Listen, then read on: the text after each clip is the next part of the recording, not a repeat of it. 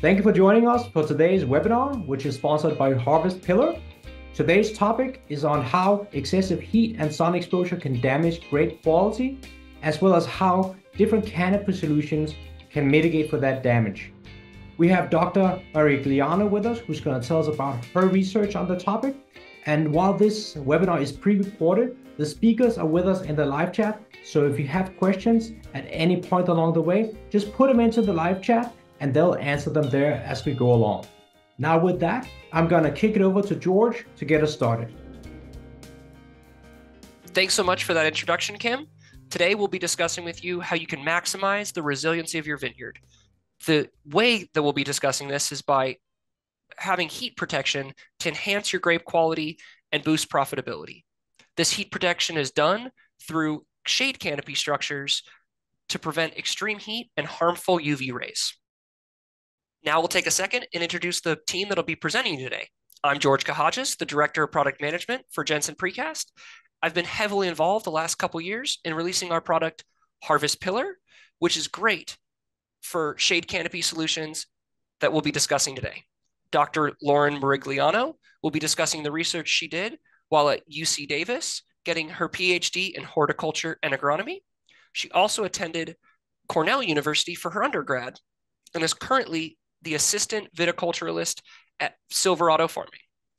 Rob Alamo will be presenting on Harvest Pillar today. He's the outside salesperson for Harvest Pillar, has 30 plus years of experience in the industry, and lives in Central California, which makes it really easy for him to get around and meet growers in the vineyard space. For today's agenda, we'll be discussing weather and your trellis system, current heat trends in the market and some of the cons of those heats, strategies that growers are currently using or could be using to beat heat. Dr. Marigliano will be presenting her research and the conclusions from her research, and then we'll discuss how Harvest Pillar can be utilized with shade canopies in your vineyard. Now we'll give you a quick preview of the product we'll be presenting today, Harvest Pillar, and the flexibility of the product.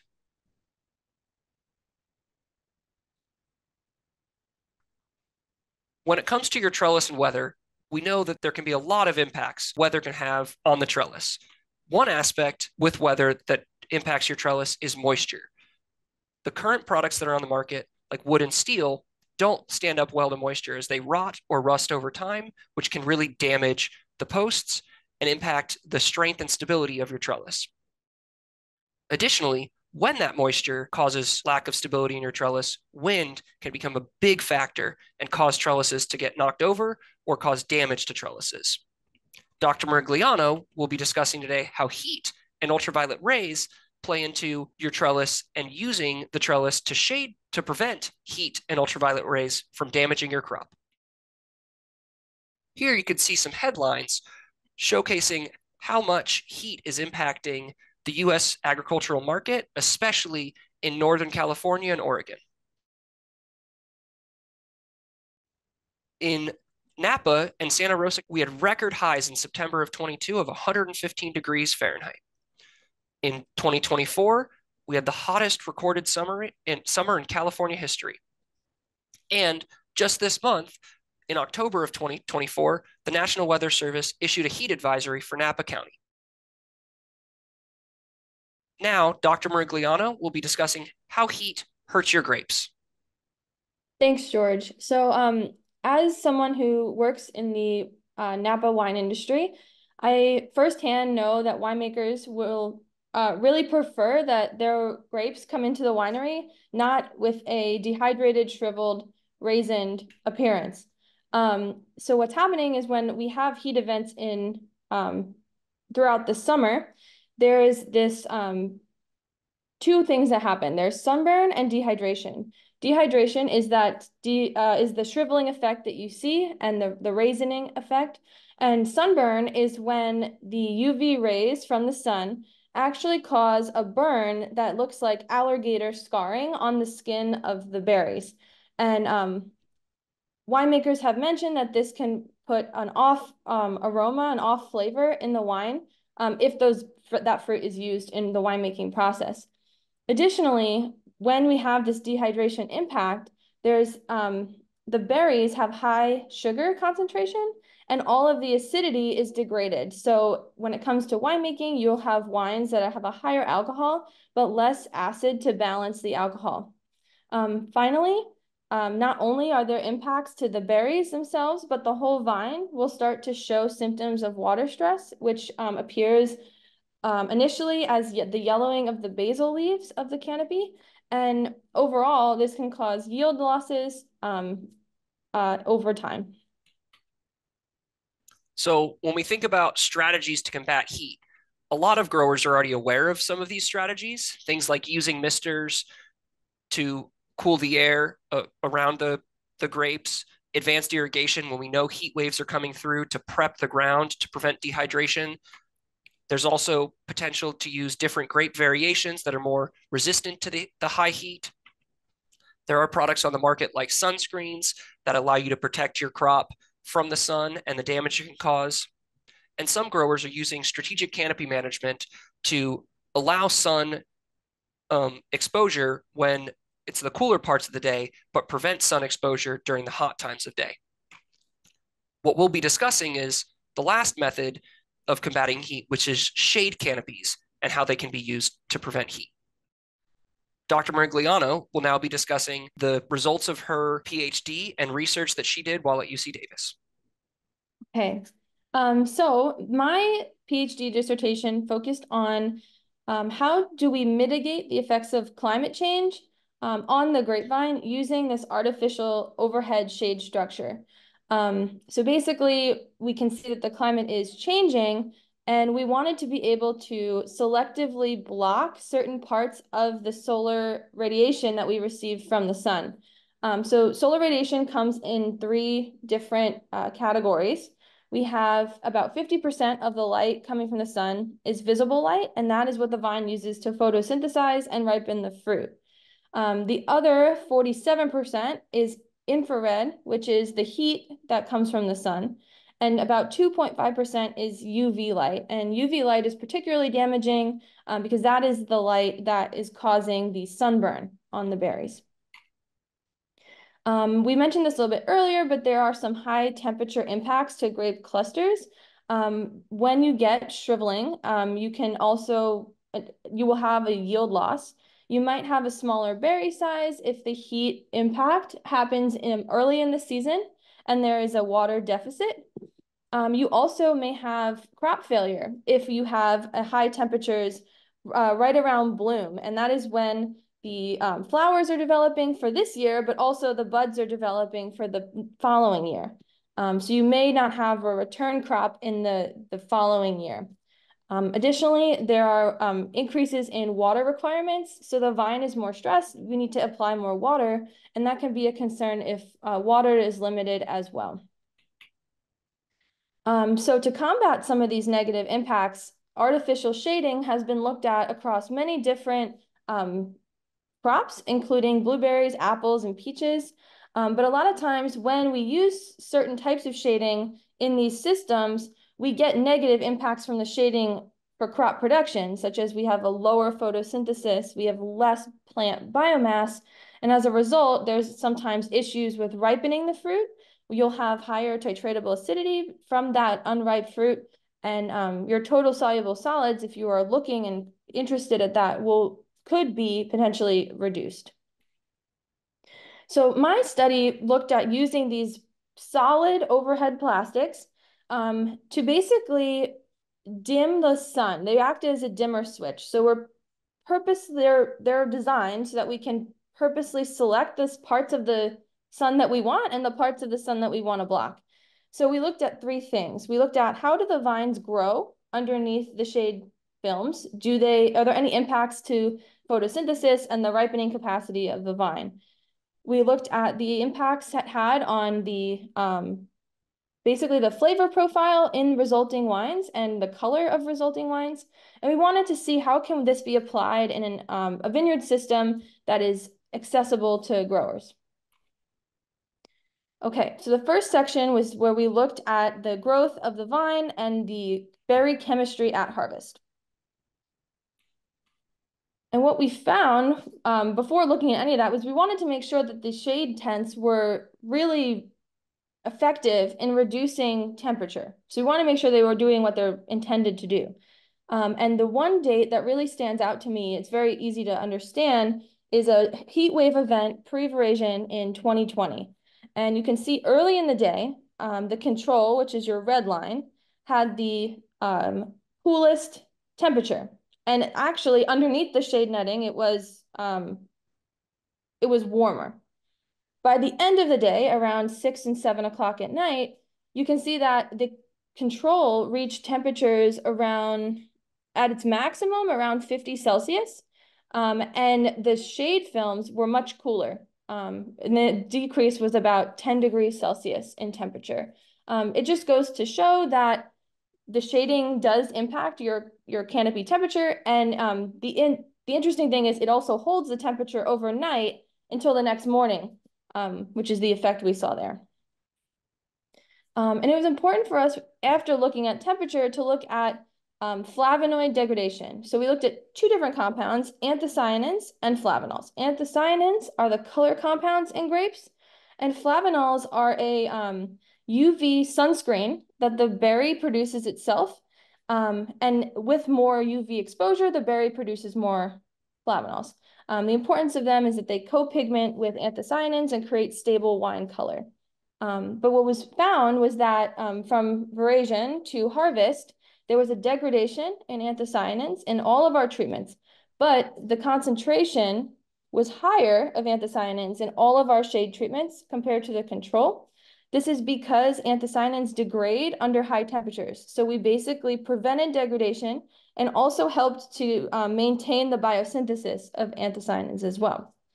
Flavonoids also degrade, but the control, as we expect, would have more, considering that it's more UV light exposure, and the shade treatments had less, but we don't see as steep of a degradation as we do from veraison to harvest in the control.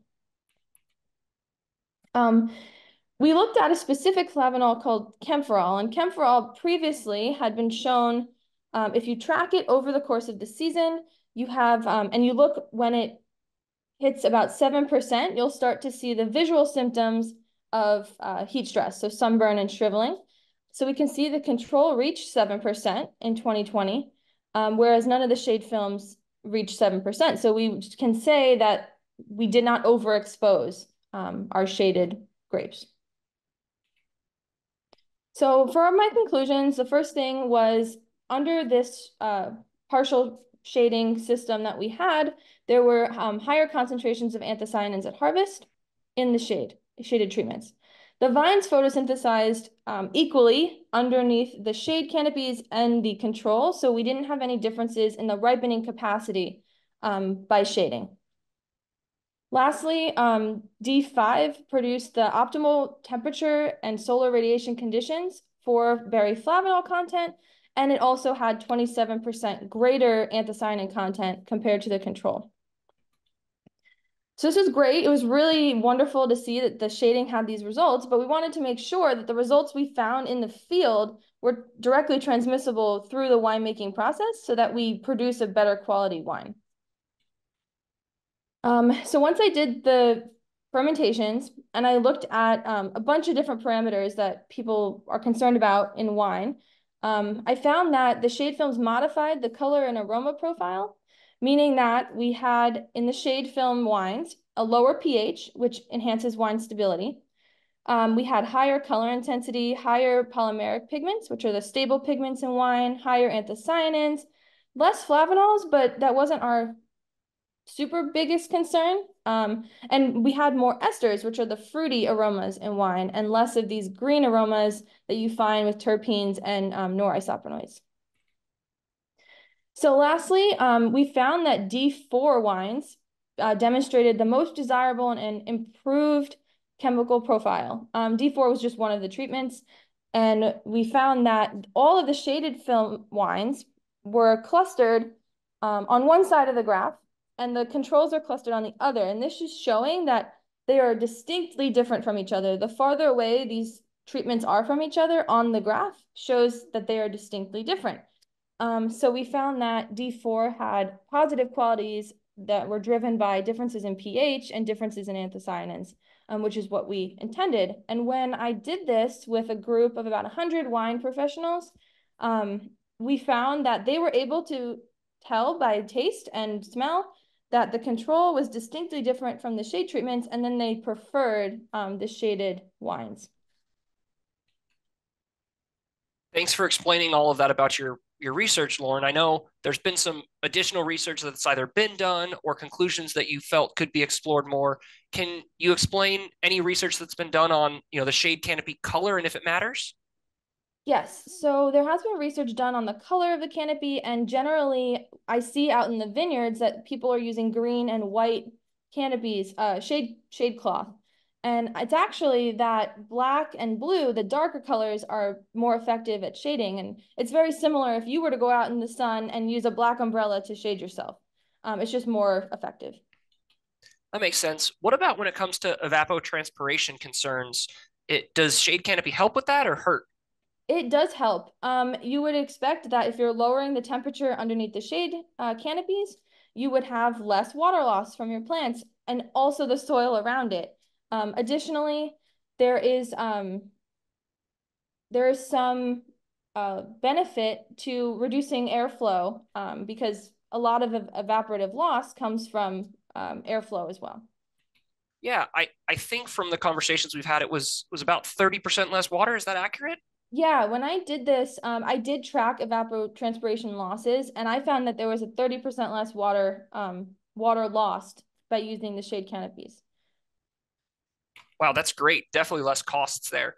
When it comes to netting, would you recommend overhead netting or side netting? I know there's kind of different versions, and what are your thoughts on the different types? They both have their benefits and drawbacks. I think for a long-term solution, if this is something you want to maintain at least throughout the growing season and maybe all year, overhead netting or plastics or netting or whatever is probably more easy to use because you can still get underneath and do all your other canopy management and spraying without having to put up and take down side netting every time you want to access the canopy. That makes sense. What is a typical lifespan for a shade canopy structure when it comes to the plastic? Most of the plastics, whether it's netting or a solid film like I used, are polyethylene. And polyethylene has about a lifespan before it starts to degrade of 4 to 5 years. Okay. And then I know from looking at your research, you mentioned something called the danger zone. Can you explain what that is? So the danger zone, I think for most things that pertain to the vine, whether it's anthocyanin degradation, photosynthesis shutdown, is about 95 degrees Fahrenheit. So I think at any point after that, you do risk sunburn, dehydration, anthocyanin degradation, halting of ripening. So you'd like to ideally find a way to cool the canopy down, whether it's shading or some other method. Awesome. Thank you so much for taking some time today to present to us your research and give us some of your thoughts on shade canopy when it comes to vineyard applications. Now we're going to allow Rob Alamo to take some time to explain how Harvest Pillar can be used in canopy solutions. Rob, the first question is, can you kind of explain what Harvest Pillar is, how it's different from other posts in the market? Sure. Thanks, George. Harvest Pillar is made of pre-stressed concrete, which makes it stronger, more durable, and flexible than any other post on the market. Harvest Pillar won't rust, rot, or decay, and it's fire resistant to boot. That's pretty cool. You just said the concrete's flexible. How can concrete be flexible? Yeah, so our concrete posts are made in a way that uses pre-stressed cables that provide the flexibility and not the rigidity that you would find in rebar. Rebar would lead to that brittle concrete most people are familiar with. So I think for a lot of growers, this idea of pre-stressing is probably pretty new. Can you explain how long the concept's been around, and what about using it in agricultural applications? Yeah, so pre-stressed concrete's been around since the late 50s. It's been used in vineyards in Europe since the late 60s to early 70s. And more importantly, it's still their post of choice today. Harvest Pillar's been shipping since the spring of 2024, and we've been shipping from coast to coast. That's great to hear. What type of applications do you feel like growers are most interested in using Harvest Pillar for? Yeah, so Harvest Pillar can come in sizes and lengths up to 24 feet. This provides endless opportunities to take full advantage of flexible concrete. It's used for trellising, overhead shade projects like Lauren's project, fencing, or just about anything you would use a wood or steel post for. Now you can use stronger, longer lasting concrete. That's great. I guess the next question that comes to mind if I'm a grower is how can I attach accessories to create those trellis systems or those overhead systems to Harvest Pillar? Yeah, that's the great thing here. We don't have to reinvent the wheel because our European friends have already been using concrete posts for so long that they have all the accessories figured out. In fact, Grape, one of the industry leading suppliers for the vineyard industry, has a whole line of their own made specifically for concrete posts. So you can see we have many accessories available, just depending on the task at hand, whether it's wire clips, post clamps, post caps, or clamps. There's a solution to every challenge. Cool. Thanks for taking some time to explain Harvest Pillar to us. Here we've got some photos of an installation we've done at the UC Lynn Cove Research Center, growing some citrus under shade canopy. And you could see some of the accessories that Rob alluded to in the photos. The installation process was really easy and fast. And the director of the UC Lynn Cove Research Center is really excited about using Harvest Pillar on their project because he thinks the product's going to last a really long time and provide the stability that they want to complete the research that they're looking to do. Rob, earlier we teased the flexibility video. Can you take a second and show the whole video and talk us through what it looks like? Sure. Here's a video we took at our plant in Kingsburg, California. This is where we produce the Harvest Pillar. These are a few of our team members showing exactly how that flexibility, what we're talking about. You can see two guys there. They're getting quite a bit of reflex without any damage to the post. Here's an example, real world example out in the field where the posts are going through the machine. Yeah, they get hit, they bounce back, they flex. There's no damage. The posts go right back to where they started from. That shows the real advantage. Now, can you talk us through what installation looks like of Harvest Pillar? Yeah, so installing Harvest Pillar is really not much different than steel or wood. In this case, the grower is using what's called a vibe drive on the front end of a skid steer. The machine actually has a variable valve which you can adjust the amount of vibration versus down pressure. In this case, he has it using some vibration, but I've seen others where it goes in almost like butter and you just straight push without the vibe. But you can see it's a simple process. This is just one of many tools. You can also use an auger and backfill. That's a common way to use it. And in extreme situations, we had even a hop grower backfilled with concrete. So there's many ways. It's really not that hard, and these tools are readily available.